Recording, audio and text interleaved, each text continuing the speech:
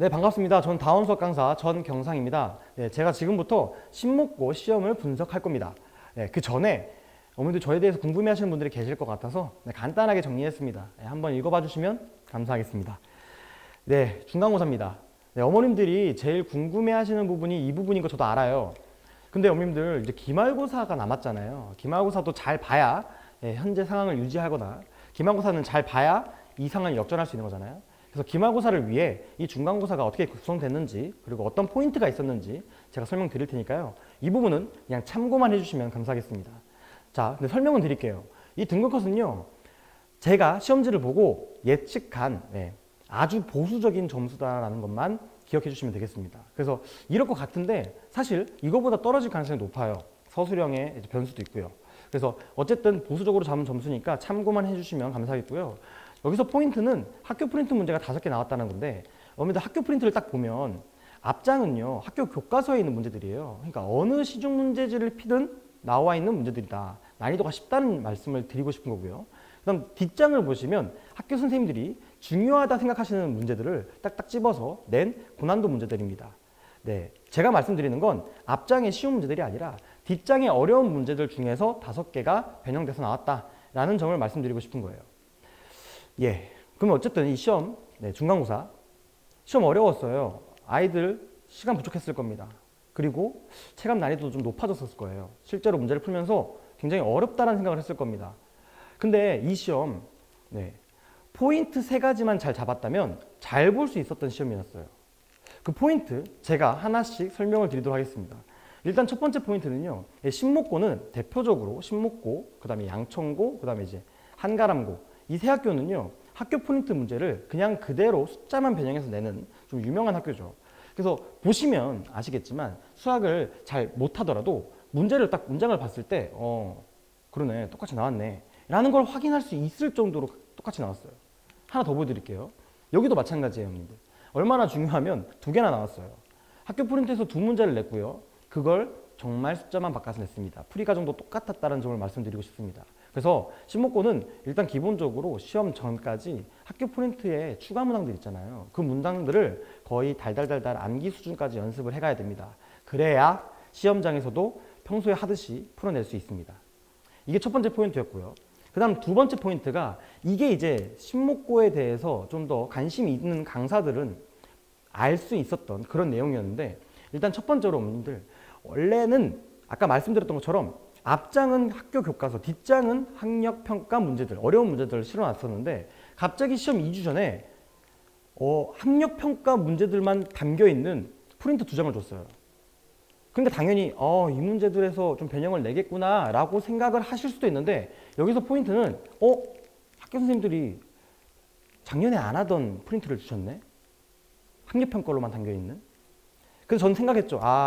선생님들이 학력평가에 주의를 기울이고 있구나. 신경을 되게 많이 쓰고 계시구나 라고 생각해서 2주 전에 갑자기 방향을 틀어서 학력평가 문제들을 싸그리 모아서 아이들에게 진행했습니다. 변형 문제까지 풀렸어요. 예, 그렇게 했더니 실제로 나왔습니다. 저희 가로 안에는요 신목고 중간고사의 시험 문항 번호고요 24년도 6월 학평, 21학년도 6월 학평에 있는 문제들이 나왔습니다. 여기서도 포인트가 또 있어요.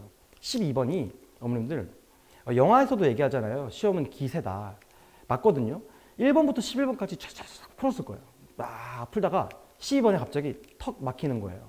생각보다 이른 버릇에서 내 풀이가 막히는 거예요. 아이들 12번 막힌다고 바로 건너뛰기 생각보다 어려웠을 거예요. 앞번호니까 그렇거든요. 그래서 체감 난이도가 갑자기 팍 높아지는 그런 상황이었을 겁니다.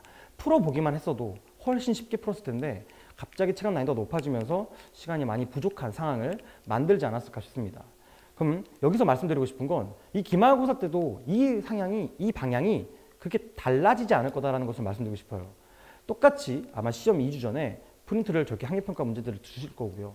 그 문제를 통해서 뭔가 난 이걸 변형해서 낼 거야가 아니라 학력평가 문제도 좀 풀어봐야 돼 라는 점을 강하게 얘기하고 싶지 않았을까라고 생각합니다. 그래서 이게 두 번째 포인트였어요. 자, 그 다음은요. 이제 세 번째 포인트입니다. 어머님들. 이 부분은 정말 말씀드릴 부분이 많은데 오늘 일단 첫 번째로 이제 하나씩 설명드릴게요. 어머님들 이제 규칙성이라고 하면 몇 번 정도에 나와야 규칙성을 찾을 수 있을까요? 간단하게 말씀드리자면 첫 번째, 두 번째. 그럼 규칙성이 2의 배수. 첫 번째, 두 번째, 세 번째. 그럼 규칙성이 3의 배수. 이렇게 하다 보면 한 몇 번 정도까지는 연산을 해봐야 된다라고 한번 얘기를 할 수 있을까요? 많으면 5번, 6번이지 않을까요? 더해서 좀 심하면 8번까지는 연산을 해봐서 규칙성을 찾아라. 뭐 그렇게는 할 수 있겠죠. 근데 이 문제는요, 12번을 해야 규칙성을 알아낼 수 있어요. 예. 아이들이 시험장에서 이 문제를 처음 봤다면, 네, 12번까지 할 생각을 했을까요? 한 7번, 정말 꼼꼼한 아이라면 8번쯤 하다가 진짜 모르겠다. 이거 규칙성이 안 나오는데? 라고 판단하지 않았을까요? 예, 이 문제는 시험장에서 처음 봤으면 풀기 어려웠던 유형이고요. 이 유형은요, 그냥 어려운 유형이 맞아요. 그러면 어떻게 연습을 시켜야 되냐 이건데, 이게 이제 교육과정 외에 복습평면이라는 개념이 있어요. 당연히 교육과정 외니까요. 아이들이 이해하기도 어렵고요. 문제도 상당히 좀 난이도가 있는 문제들입니다. 예. 근데 그 개념을 알고 있었다면 이 문제를 좀 쉽게 풀 수 있었다라는 거고요.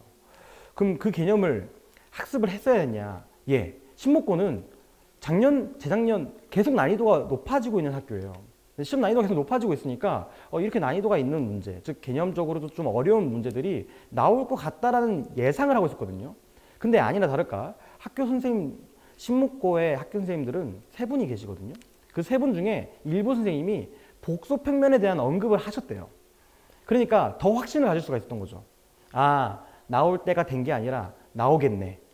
그래서 저희는 이제 아이들한테 가르쳤고요. 그 문제가 나와서 아이가 계산 없이 이제 풀어냈다라는 점을 말씀드리고 싶었습니다. 자, 이런 부분이 똑같이 하나 만들어질 수 있는 포인트였다고 말씀드리고 싶고요. 그 다음 이제 두 번째로, 작년에 제가 24년도 분석 영상을 찍으면서 21년도에도 나왔고 22년도에도 나왔고 23년도에도 나왔는데 24년도에 안 나왔습니다. 그래서 학교 선생님이 바뀌었을까라고 생각을 했다라고 말씀드렸고요. 실제로 학교 선생님이 바뀌었었죠. 근데 이번에 서술형 3번에 21년도에 나왔던 신목고 문제가 나왔습니다. 그러니까 어머님들 보시면 사실 이 문제도 똑같아요. 무슨 학교 프린트를 변형한 거 마냥 숫자만 바뀌어서 나왔어요. 이 말도 무슨 뜻일까요? 학교 프린트뿐만 아니라 학교 기출도 풀어봐라 라는 겁니다. 그럼 종합해보자면요. 학교 프린트, 그 다음에 학력평가, 그 다음에 학교 기출까지 열심히 풀어봐라. 요 얘기를 하고 싶었던 겁니다. 그래서 이 포인트 3가지를 잘 잡았다면 이 신목고 어려운 시험이었지만 잘 볼 수 있었다라는 점을 말씀드리고 싶었습니다.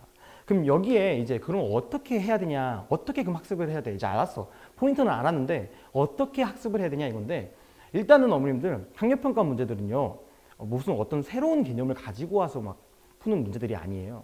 그러니까 기본 개념, 필수 개념들이 차곡차곡 쌓여서 그걸로 잘 해석해서 풀어내야 되는 문제들입니다. 그러면 일단 기본 개념에 대한, 필수 개념에 대한 충분한 학습이 필요합니다. 그래서 이런 식으로 아이들에게 꼭 배워야 되는 내용들을 착실하게 지도하셔야 되고요. 그 다음 두 번째로는요, 학교 프린트. 거기에 추가적으로 학교 선생님들이 수업 때 하시는 내용들이죠. 아까 얘기했던 복습평면 이런 거 있잖아요. 그런 내용들까지 잘 듣고 연습해야 됩니다. 그래서 숫자가 똑같이 나온다니까요. 아니, 숫자만 변형해서 나온다니까요. 그러니까 그 문제들을 풀이 과정을 거의 암기하고 있어야 돼요. 아이들은 그냥 이렇게 풀면 돼 라기보다는 제가 풀었던 방식, 그리고 아이들이 연습시켰던 방식 그대로를 저도 하고 있다는 걸 보여주면서 동시에 저런 도형들은 어머니들 사실 문자로 되는 것보다 그림으로 보는 게 훨씬 더 오래 기억에 남아요. 그래서 저는 이렇게 수기 해설지를 통해서 아이들 학습지를 연습시키고 있다라는 점을 말씀드리고 싶었고요. 그 다음 세 번째로는 변형 문제를 풀어보면서 연습했던 것을 실전에서도 내가 할 수 있는지 그런 것들을 연습시켜야 한다는 점을 말씀드리고 싶었습니다. 그래서 이렇게 적중 엔제라고 해서 그 변형된 문제들을 싸그리 모아서 아이들에게 지도를 하면 기말고사도 잘 볼 수 있을 것이다 라는 점을 말씀을 드리면서, 어쨌든 학습이잖아요 어머님들. 뭘 배우든 간에 내가 잘못된 습관이나 잘 안 되는 부분들은 옆에서 누가 개별 지도해주지 않는 이상 잘 고쳐지지 않아요. 그래서 이런 부분들을 잘 해결하기 위해서 이렇게 개별 클리닉을 진행을 하고 있다는 점을 말씀드리면서, 그냥 단순히 불러서 계속 하라 그러면 아이들 재미도 없고요. 피곤하고 힘들고 학원을 하나만 다니는 게 아니잖아요. 그래서 적절한 이제 보상을 하고 있다. 그래서 아이들 출결 확인해서 문제지 잘 풀었는지 확인해서요. 열심히 하는 아이들한테 이렇게 보상도 진행하고 있다는 점을 살짝 어필하고 싶었습니다. 네. 그렇게 해서 내용은요 이렇게 진행이 될 겁니다. 어머니들 한번 읽어봐 주시면 감사하겠고요. 네. 신목고 수업 영상 일정도 한번 읽어봐 주시면 감사하겠습니다. 여기까지 긴 영상 봐주셔서 감사합니다.